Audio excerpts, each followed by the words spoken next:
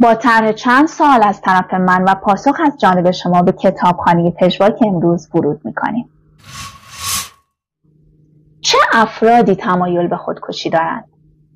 اصلا از دیدگاه شما خودکشی گناه محسوب میشه؟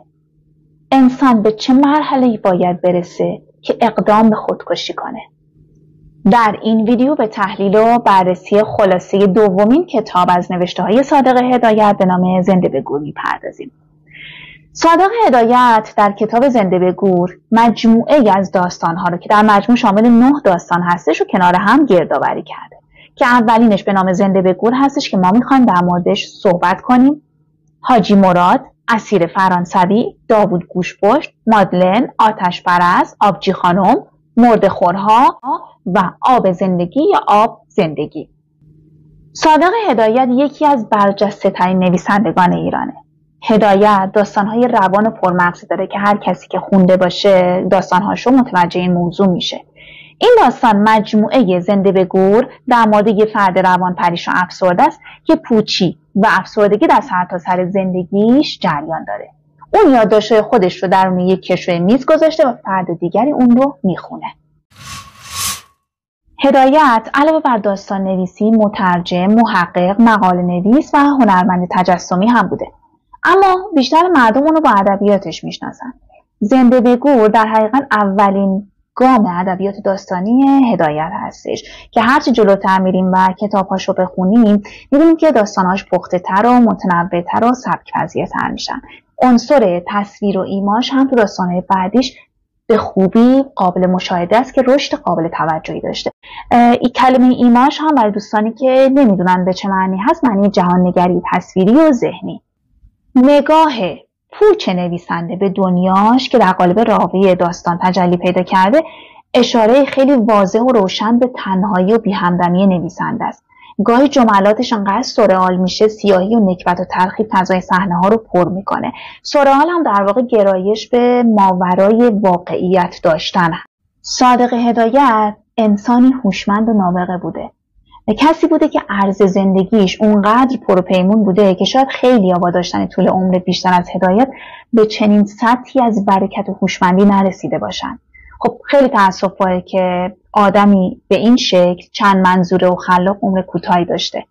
شاید اگه خود هدایت تو تلاطم‌های زندگیش تحمل بیشتری داشت، امروزه میتونستیم بگیم که یکی از نادرترین اعجوبه‌های جهان بود. که تکه‌هایی از کتاب رو براتون بخونم، بذارید نظر یکی از کاربران کتاب راه رو براتون بخونم. بارها و بارها این کتاب رو خوندم و هر بار از خوندن اون لذت می‌بردم. قلم نویسندگان بزرگی چون هدایت میتونه مسیر رو روشن کنه برای اونایی که ذوق نویسندگی دارن. برای درک این کتاب و گرفتن هر اون چه که نویسنده در اون مطرح کرده باید حتما کتاب رو چند بار مطالعه کنید. بشنویم تکه‌هایی از کتاب رو. اکنون نه از زندگی خوشم میآید و نه بدم میآید. زنده‌ام بدون اراده، بدون میل، یک نیروی فوق‌العاده‌ای مرا نگه داشته. گاهی میخواهم به یک جای دور بروم، از خودم بگریزم، گم بشوم، زندگی را از سر بگیرم، اما میبینم برای این کار درست نشدم. من لش و تنبل هستم، اشتباهی به دنیا آمدم. خودم را شایسته حمد میدانم. به خودم میگویم کسانی که دست از کار کشیدند میتوانند همه کار انجام دهند. بعد میگویم وجود تو هیچ ارزشی ندارد، تو باید بمیری. اما زهر هم به من کارگر نشد. من روی این تن شد.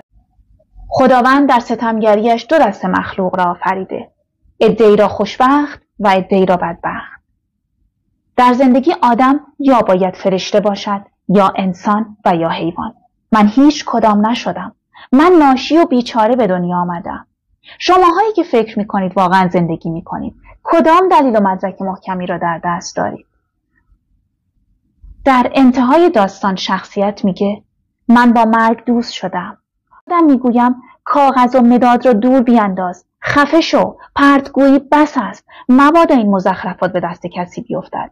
چگونه مرا قضاوت خواهند کرد؟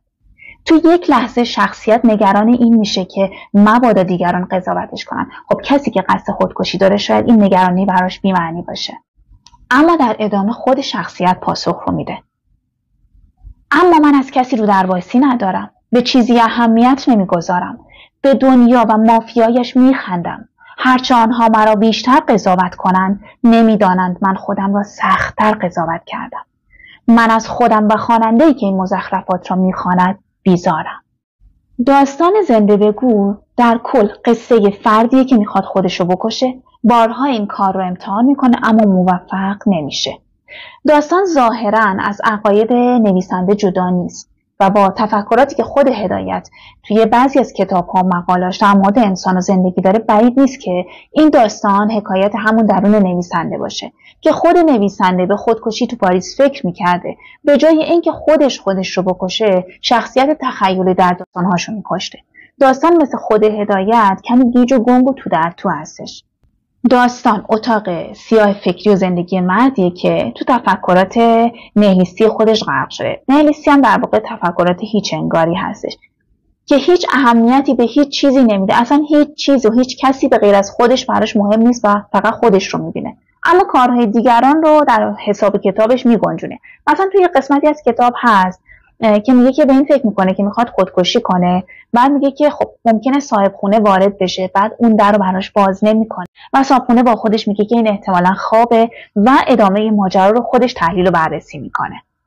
این داستان کسیه که خودشو تو نوشته‌هاش غرق کرده، با خودشو نوشته‌هاش درگیره، مینویسه که از این طریق خودشو آزاد کنه اما نمیتونه و در نهایت خودش رو یه جور دیگه شخصیت این داستان ظاهرا یه بیمار پارانویا هستش، یعنی کسی که بدگمانه و کسی که تحت تاثیر اضطراب و ترس به یه حالت وهم‌آلود در میاد، ذهنش خود بزرگبین و بدبینه، دیگران رو متهم میکنه که به فکر آزار از بین بردن اون هستن. مثل جمله این تکه از کتاب که شخصیت خودش بیان کرده: این اندیشه ها، این احساسات نتیجه یک دوره زندگانی من است. همه آنها وجود موهوم و مزخرف مرا ساخته. باری چه می شود کرد؟ سرنوشت پرزورتر از من است. دلبستگی نداشتم. خودم را قضاوت کردم. دیدم یک آدم مهربانی نبودم. من سخت خشن و بیزار درست شدم. شاید اینطور نبودم. تعارضات این چنینی توی شخصیت داستان کاملا مشخصه. این تعارضات درون فردی خب عمدتاً از بیماری‌های روانی نشأت میگیره که خب برای جلوگیری از این بیماری‌های روانی هممون میدونیم که ما نیاز به مشاور داریم و باید به مشاور رجوع. نباید انسان تو حالتی از تعارض قرار بگیره و توی دلنگرانی و فشار روانی قرار بگیره که در نهایت به یه فلسفه پوچی و پوچگرایی برسه و ممکن باشه که دست به خودکشی بزنه. چون فشار روانی و استرس باعث استفاده از منابع بدن و تولید انرژی بیشتر از معمول برای بدن میشه. و در انتهای این کتاب یک بار دیگر افتخار این رو پیدا کردم در پیشگاه شما عزیزان باشم. امیدوارم این کتاب رو مطالعه کنید، بخونید، چه به صورت صوتی چه به صورت فیزیکی. با افق فکری نویسنده آشنا بشید که به زیبایی با کلمات بازی کرده. لینک دانلود این کتاب رو هم براتون میذارم، از سایت irankitaab.ir هست. حتما مطالعه کنید، برای من کامنت کنید نظرات و پیشنهاداتتون رو.